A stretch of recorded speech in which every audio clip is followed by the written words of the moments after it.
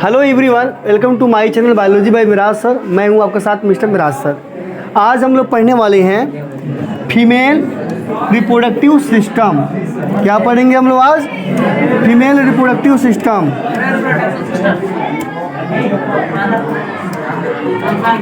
Female reproductive system. तो आइए ज़रा इसको समझते हैं।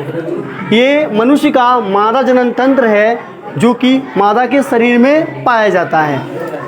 तो जो फीमेल रिप्रोडक्टिव सिस्टम है इसका पोजीशन यहाँ पे होता है। आइए ज़रा समझते हैं। हम देखेंगे इसमें जो फीमेल रिप्रोडक्टिव सिस्टम है इसमें वन पेयर ओवरी पाया जाता है। क्या पाया जाता है? ओवरी। एक साइड इधर है, एक साइड इधर है, ठीक। और ये जो ओवरी है ये आगे की तरफ, ठीक, ये फिम्बरी, इसको हिंदी में हम लोग झलरी बोलते हैं, झलरी में खुलता है। और ये जो झलरी है आगे एक कीप नुमा संरचना बनाता है जिसे हम लोग, ठीक है, इनफंडिब्यूलम बोलते हैं। इनफंडिब्यूलम में खुलता है। ये इनफंडिब्यूलम आगे की तरफ जाके ऐसे टर्न मुड़ जाता है, इसे हम लोग बोलते हैं एम्पूला। ये एम्पूला आगे की तरफ जाके थोड़ा सा ऐसे सिकुड़ जाता है, थोड़ा सा घुमावदार हो जाता है, इससे हम लोग बोलते हैं, ठीक है, इस्थमस। क्या बोलते हैं? इस्थमस। और ये इस्थमस, एम्पूला और इनफंडिब्यूलम, इन तीनों को हम लोग फैलोपियन ट्यूब बोलते हैं। यानी कि यह एक नलिका है। क्या है? यह एक नलिका है। ये जो इस्थमस है आगे की तरफ जाके एक खोखली गुहा में खुलता है, इसका नाम है, ठीक, यूटेरस। क्या नाम है? यूटेरस। और इस यूटेरस को हम लोग यूटेराइन कैविटी बोलते हैं। कैविटी का मतलब होता है गर्भाशय गुहा। क्या है ये? गर्भाशय गुहा है। तो ये जो गर्भाशय गुहा है आगे की तरफ, ठीक, ये नीचे की तरफ, ठीक है, एक नाल में खुलता है, इसका नाम है सर्विस, ठीक है, या सर्विकल कैनाल। क्या नाम है इसका?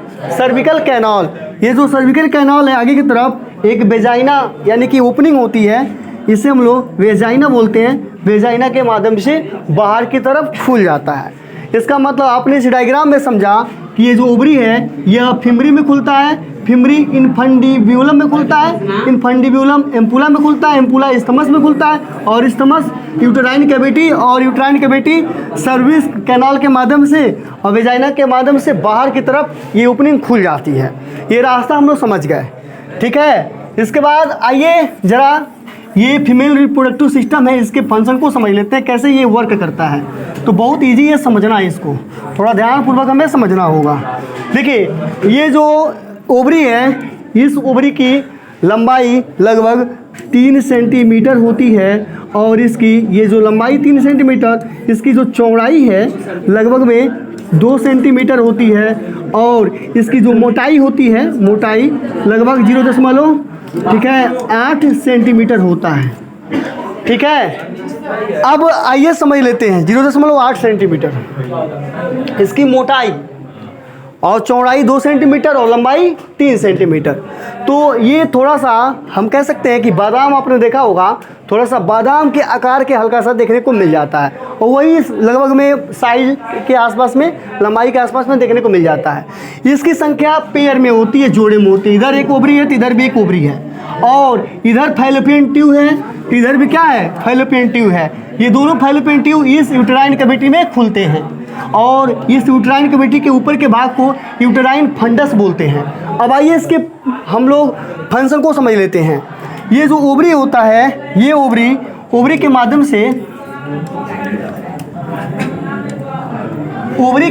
से एक यानी कि ओवम का निर्माण होता है। ओवम, ओवम का निर्माण होता है। ये ओवम क्या है? यह ओवम एक फीमेल गैमीट है, और इसके अंदर अगर हम बात करें ओवम का डायग्राम बनाए तो ऐसे बनाएंगे, और इसके अंदर जो क्रोमोसोम्स होते हैं लगभग 23 पेयर,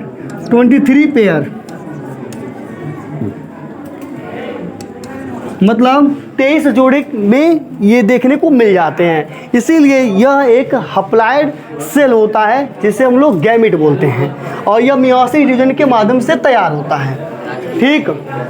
अब ये बनता कब है? देखो बच्चों, स्त्रियों में, ठीक, एक साइकिल चलती है 28 दिन की। तो 5 दिन छोड़ के हम लोगों को छठवां दिन से गिनना है, 5 दिन बाद में गिनेंगे। तो 5 दिन छोड़ के छठवां दिन से बनना शुरू हो जाएगा। इसके अंदर ये जो ओवम होता है ये धीरे धीरे ये परिपक्व होता है, यानी कि मैच्योर होता है। तो ये मैच्योर की जो प्रक्रिया है ये छठवां दिन, 7वां दिन, 8वां दिन, 9वां दिन, 10वां, 11वां, 12वां, 13वां, 14वां, यानी कि 9 दिन में तैयार होता है। और ये फूट के, ठीक है, ये एक फूटक से फूट के बाहर निकलता है, ये बाहर निकल के और ये फीमरी के माध्यम से पकड़ लिया जाता है। कौन? ये ओवम, ठीक है। और जब ये ओवम फूट के बाहर निकलता है इसे हम लोग ओव्यूलेशन बोलते हैं या अंडोत्सर्ग बोलते हैं। जब ये अंडाणु अंडाशय से फूट के बाहर निकलता है तो इसे क्या बोलते हैं? अंडोत्सर्ग। हमने लिखवाया भी है, आप लोग को याद होगा, अंडोत्सर्ग बोलते हैं।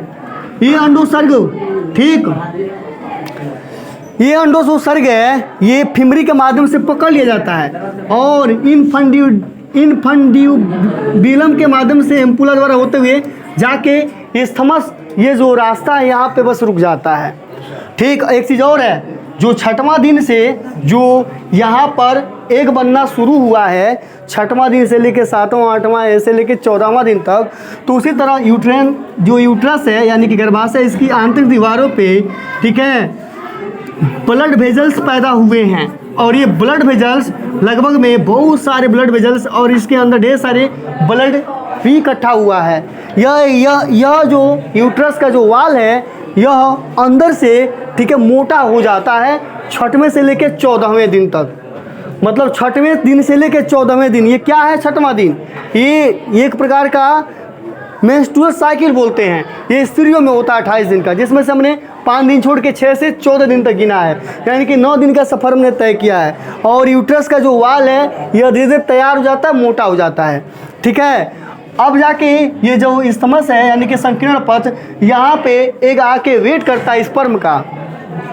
अगर स्पर्म मिल जाए तो जाके एग से फ्यूज कर लेगा, उसके बाद प्रेगनेंसी हो जाएगी, यानी कि निषेचन होगा, निषेचन के बाद, ठीक है, इम्प्लांटेशन होगा, फिर प्रेगनेंसी हो जाएगी। लेकिन अगर स्पर्म नहीं मिलता है तो ये जो प्रोजेस्टेरॉन हार्मोन के माध्यम से, ठीक है, यूट्राइन का जो वाल है ये बरकरार रहता है 14, 15, 16, 17 लेके 28 दिन तक।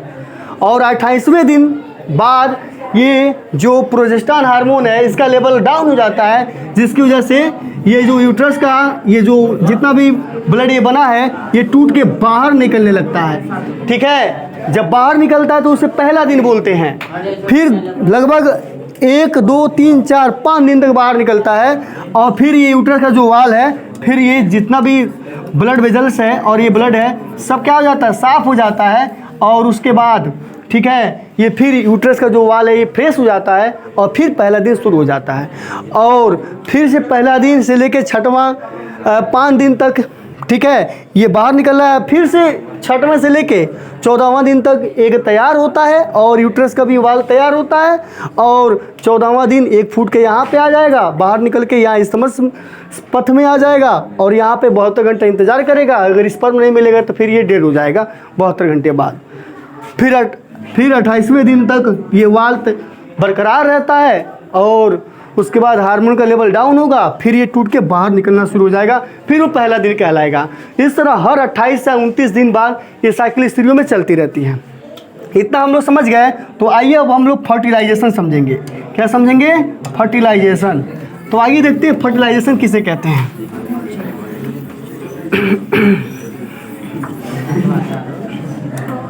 फर्टिलाइजेशन,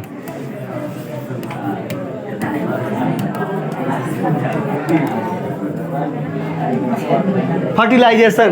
तो आइए देखते हैं फर्टिलाइजेशन किसे कहते हैं। फर्टिलाइजेशन मीन्स होता है हिंदी में निषेचन। निषेचन मीन्स होता है कि जो ये जो, ठीक है, ओवम है इसमें न्यूक्लियस होता है और जो स्पर्म है ओवम के पास अगर आता है तो इसमें भी न्यूक्लियस होता है और इसकी जो टोपी होती है वो एक्रोसोम्स कहलाता है। एक्रो, ठीक है, एक्रोसोम ये कहलाता है इसकी टोपी, ठीक। और यहाँ पे ये इसका, ठीक है, धड़ वाला भाग है, पूंछ है।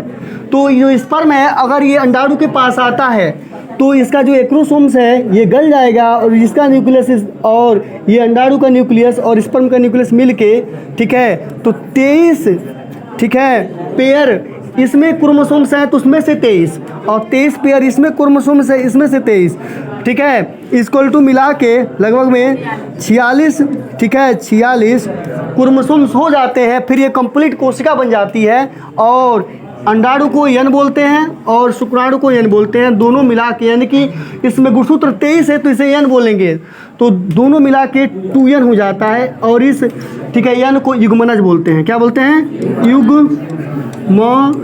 युग्मनज बोलते हैं। और यह एक 46 गुणसूत्र वाला कंप्लीट कोशिका है, सेल है।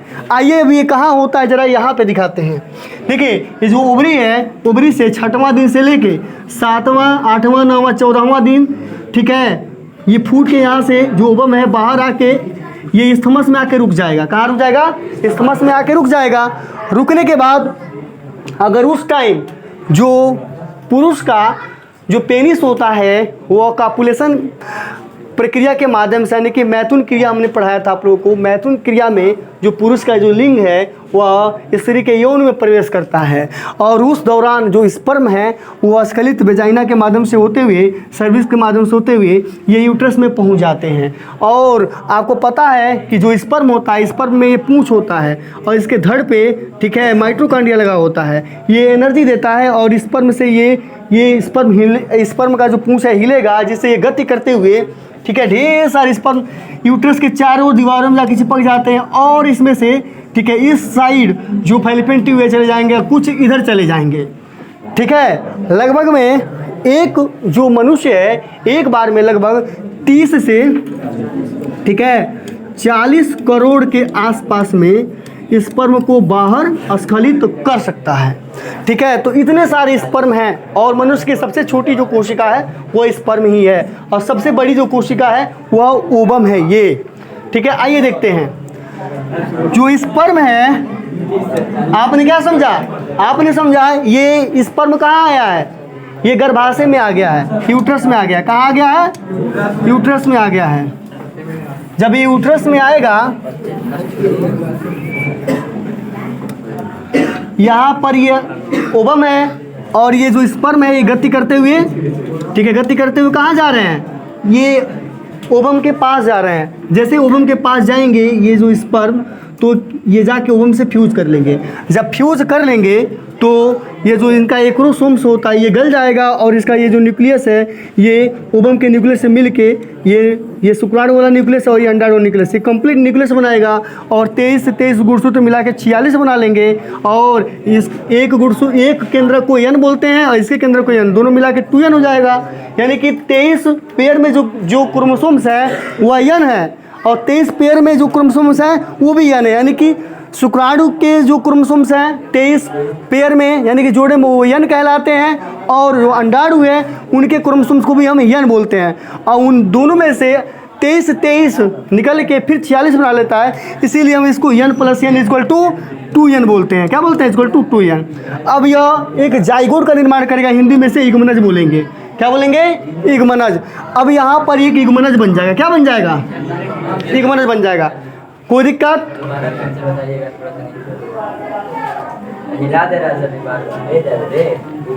ठीक है, सही है ना? सही कर लो, कोई बात नहीं है, हम कट कर लेंगे उतना। क्या दिक्कत हुआ है क्या यहाँ रिकॉर्ड करने में? फिगर हुआ नहीं कटा है? समझ रहे हो ना? हमारा फोकस इधर जा रहा है बार बार, अब तुम लोगों पर रहेगा। वीडियो पॉज मत करना ना, ये ना हिल जा रहा है, वहाँ पे लोग नहीं हिलाओ मत मालूम।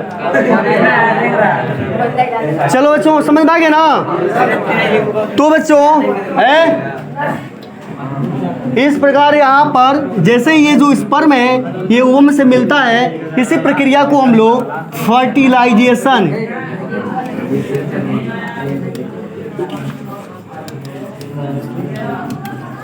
फर्टिलाइजेशन बोलते हैं। क्या बोलते हैं? फर्टिलाइजेशन, यानी कि निषेचन।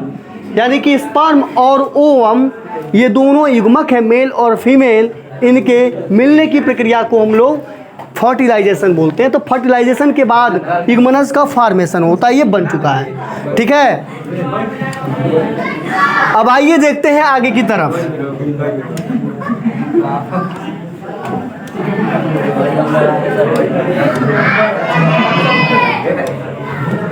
देखो बच्चों, ये रहा ओवरी, ये ओवरी है, ये रहा ओवरी, और ये है फिमरी, और ये है फैलोपियन ट्यूब। ठीक है ना बच्चों? आइए देखते हैं अब होगा क्या कि आइए हम लोग गर्भ को धारण करते हैं। यहाँ पे गर्भ को धारण करा रहे हैं। देखिए यहाँ पे ये जो ओवरी है, इस ओवरी से ये जो ओवम है कैसे ये तैयार होकर फूट के ये बाहर निकल के यहाँ फिमरी के पास आ रहा है, और फिमरी से फैलोपियन ट्यूब में जा रहा है। और यहाँ पे ये जो अंडाणु है यानी कि ओवम, इसी से ये शुक्राणु क्या कर रहे हैं, ये फ्यूज कर रहे हैं। आप देख सकते हैं ढेर सारे स्पर्म ये फ्यूज कर रहे हैं, जिसमें से कोई एक ही फ्यूज करेगा, बाकी सबको रोक दिया जाएगा। जब फ्यूजन हो जाएगा तो स्पर्म का जो न्यूक्लियस है और ये जो आपका ओवम का न्यूक्लियस है, दोनों मिलकर, ठीक है, युग्मनज का फॉर्मेशन करेगा, जिसे इंग्लिश में हम लोग ZYGOTE जाइगोट बोलते हैं। जाइगोट का फॉर्मेशन होगा। जब ये जाइगोट का फॉर्मेशन होगा तो यही है जाइगोट यानी कि युग्मनज। अब इस युग्मनज में, ठीक है, क्लीवेज होगा। क्लीवेज होगा तो यानी कि एक जो सेल है अब ये 2 सेल में डिवाइड होगा। क्या होगा बच्चों? 2 सेल में डिवाइड होगा। तो ये जो एक सेल है इसमें क्लीवेज हुआ है, देख सकते हैं आप लोग, ये 2 सेल में डिवाइड हो रहा है। ये 2 सेल में डिवाइड हुआ है, 2 से ये 4 सेल में डिवाइड हुआ है ऐसे, ठीक है। अच्छा, 4 सेल में डिवाइड हुआ है, 4 से ये 8 में हो जाएगा। किस में हो जाएगा? 8 में। तो ये कहलाएगा, ठीक है, 8 से ये 16 में हो जाएगा, मानी 8 का ये फिर दुगुना होगा, तो ये क्या हो जाएगा? 16 हो जाएगा। इसे हम लोग बोलेंगे मोरूला। क्या बोलेंगे? मोरूला। ठीक है, इसे बोलते हैं तूतक। क्या बोलते हैं? तूतक। उसके बाद ये 16 से 32, 32 से 64, 64 से 128। अब इस प्रकार ये, ठीक है, ढेर सारा सेल बनाएगा। इसको हम लोग बोलेंगे ब्लास्टोसिस्ट। अब ये ब्लास्टोसिस्ट है, ये जाके यूट्रस का जो ये वाल है, इस वाल में जाके धंस जाएगा। धंसने की प्रक्रिया को हम लोग बोलते हैं इम्प्लांटेशन। क्या बोलते हैं? इम्प्लांटेशन। इसको अंतरोपण बोलेंगे। और ये जो प्रक्रिया है एक यानी कि फर्टिलाइजेशन के 1 हफ्ते बाद होती है। 7वां दिन यानी कि फर्टिलाइजेशन आज हुआ, आज के 7वां दिन ये इम्प्लांटेशन हो जाएगा। इसी को हम लोग बोलते हैं सौगर्भता हिंदी में, और इंग्लिश में प्रेगनेंसी। क्या बोलते हैं? प्रेगनेंसी। और यहीं पर, ठीक है, जो ये धंसा हुआ है, इम्प्लांटेशन की प्रक्रिया यहाँ पे हुई है। यह एक प्रकार का, ठीक है, ये एम्ब्रियो भ्रूण कहलाएगा। यह भ्रूण धीरे धीरे, इसके पास ढेर सारे सेल हैं, धीरे धीरे यह, ठीक है, अंगों को बनाना शुरू कर देगा, हार्ट को बनाएगा, ठीक है, सर के पार्ट को बनाएगा, हाथ के पार्ट को बनाएगा, पैर के पार्ट को बनाएगा, पैरों में अंगुलियों को डेवलप करेगा। धीरे धीरे यहाँ पर सेल डिवीजन होगा, और लगभग में 9th मंथ, ठीक है, और 5 डे में एक पूरा का पूरा शिशु का शरीर तैयार हो जाएगा। क्या हो जाएगा बच्चों? तैयार हो जाएगा। तैयार हो जाने के बाद यहाँ पर एक शिशु का निर्माण हो जाएगा। एक शिशु का निर्माण हो जाएगा, और यहाँ पर एक, ठीक है, गर्भनाल होता है, और यहाँ पर एक अपरा होता है जो कि माँ के गर्भ से, यूट्रस से जुड़ा होता है। ध्यान दो, इसको बोलते हैं प्लेसेंटा। ये जो प्लेसेंटा है, ध्यान दो एक बार और, इसको हम मिटाते हैं यहाँ। देखिए, ये हमने एक शिशु को बना दिया है, ठीक है, और ये जो शिशु है यहाँ पर एक गर्भनाल को जोड़ के और यहाँ पर एक तस्तरी नुमा स्ट्रक्चर बना देते हैं। इसका नाम है प्लेसेंटा, या इसका नाम है, ठीक है, इसको हम लोग अपरा भी बोलते हैं हिंदी में। ये तस्तरी नुमा होता है, ये माँ के यूट्रस वाल से जुड़ा हुआ है, जैसे कि यहाँ पे बच्चा जुड़ा है, यही की बात हम यहाँ समझा रहे हैं, ठीक है। तो जो माँ के शरीर का जो ब्लड है, इस अपरा के माध्यम से और ये गर्भनाल द्वारा होते हुए शिशु का जो नाभि है उसके द्वारा होते हुए शिशु के शरीर में जाएगा। तो माँ जो खाएगी, जो भी पचेगा उनके शरीर में, वो ब्लड में चला जाएगा, प्रोटीन, फैट, विटामिन्स, और जो सांस लेगी हवा यानी कि ऑक्सीजन, वो भी ब्लड के माध्यम से इस अपरा द्वारा होते हुए, ये गर्भनाल द्वारा होते हुए, नाभि के माध्यम से शरीर शिशु के, ठीक है, हार्ट द्वारा होते हुए, हृदय द्वारा होते हुए उसके पूरे शरीर में, ठीक है, ब्लड वेजल्स के माध्यम से फैलेगा और पहुंचेगा, और उन बच्चे का जो शरीर का जो सेल है वह प्रोटीन, फैट, विटामिन जो भी सारी चीज़ें हैं उसको एब्जॉर्ब करेगा और उनके सेल अपना जीवन जिएंगे। साथ ही साथ ऑक्सीजन भी ब्लड में आ रहा है तो ऑक्सीजन भी लेगा। इस प्रकार ये जो शिशु है माँ के गर्भ में जिंदा रहता है। धीरे धीरे इसका शरीर बढ़ने लगता है और 9 महीना 5 दिन में ये जो बच्चा है तैयार हो जाता है। तैयार होने के बाद होता क्या है बच्चों कि इस यूट्रस में यहाँ पर ये बच्चा बना हुआ है, बेबी बना हुआ है, और इस बेबी का वजन लगभग में हम कह सकते हैं, ठीक, 2.5 kg से लेकर 4 kg के आसपास में हो सकता है। और ये जो माँ का यूट्रस होता है ये नॉर्मल से सेब के आकार का ये खोखला होता है, लेकिन जैसे ही, ठीक है, मीडियम साइज का जो सेब होता है उसी का आकार का होता है। जैसे ही इसमें बच्चा बढ़ने लगता है और ये बच्चा चारों तरफ से एक प्रकार के झिल्ली से ढक जाता है, ठीक है। इस झिल्ली के अंदर एक वाटर होता है जिसको हम लोग बोलते हैं इम्नियोटिक फ्लूइड, इम्नियोटिक द्रव्य, और ये झिल्ली में बंद रहता है। और ये जो सर्विक्स है ये सर्विक्स भी पैक हो जाएगा, ठीक। इसका मतलब अंदर से चीज़ें, बाहर से चीज़ें कोई अंदर नहीं जाएगा और अंदर से कोई भी चीज़ बाहर नहीं आएगा, और ये पूरा का पूरा झिल्ली पैक हो जाएगा। बच्चा इसी में डूबा रहेगा। तो झिल्ली के अंदर यानी कि गुब्बारे में संरचना होती है, इसी में जो बच्चा है और इसके अंदर पानी भरा रहता है। और अब इस पानी में बच्चा डूबा है तो क्या फ़ायदा है भाई, इसको मुँह से सांस नहीं लेना है, ठीक है, मुंह से कुछ खाना नहीं है, सारा चीज़ ब्लड के माध्यम से इसको ऑक्सीजन भी मिल रहा है, खाना वाना जो भी माँ खा रही है वो पूरा प्रोटीन, फैट, विटामिन इसके शरीर में जा रहा है। अब देखो इस बच्चे को क्या फ़ायदा इस पानी में डूबने से। आप बताओ, ये पेट है, ये चल रहा है तो बच्चा जंप, अगर शरीर जंप करेगा तो पेट यानी कि जो माँ का बच्चेदानी का वो हिलेगा, तो पानी में डूबा है तो उसको कोई दिक्कत नहीं होगा। अगर कोई प्रेशर देता है या कहीं से कोई चोट लगती है पेट पे, तो आप बताओ पानी में डूबा है तो बच्चे पे थोड़ी चोट लगेगा, पानी पे जाएगा, उस वाटर पे जाएगा, बच्चा यहाँ से उस बगल चला जाएगा, और उस बगल से इधर से कोई धक्का देता है तो इधर आ जाएगा बच्चा, तो बच्चे को कोई दिक्कत नहीं है। इसको ऐसे समझ लो, एक गुब्बारे के अंदर आप, ठीक है, एक गेंद को डाल दो और उस गुब्बारे में पानी भर दो, गेंद को डाल दो, इधर से पकड़ोगे तो गेंद नहीं पकड़ाएगा, इस साइड आ जाएगा, इधर से पकड़ोगे तो गेंद इस साइड आ जाएगा, गेंद पे कोई नुकसान नहीं होगा। इसको ज़रा ऐसे भी समझ लो, पपीता के अंदर आपने देखा होगा बीज होता है, सबसे अंदर होता है पपीता के, तो पपीते के फल के ऊपर कोई भी चोट लगेगा तो उसके बीज को कोई नुकसान नहीं होने वाला। वह हवा का प्रेशर, ठीक है, या वह, ठीक है, या वायु का प्रेशर, जैसे हवा का प्रेशर हो गया, या धूल धक्कड़ हो गया, या आंधी तूफान हो गया, या बारिश का प्रेशर, कोई भी पानी का प्रेशर, कुछ भी हो, वह फल पे ही जाएगा, बीज पे कोई नुकसान नहीं होता, और बीज एक जीव है, ठीक है। इस प्रकार ये जो बच्चा है यहाँ पर सुरक्षित रहता है। उसके बाद जब 9 महीना 5 दिन हो जाता है और जब बच्चे का जन्म होना होता है तो रिलैक्सिन नाम का एक हार्मोन, रिलैक्सिन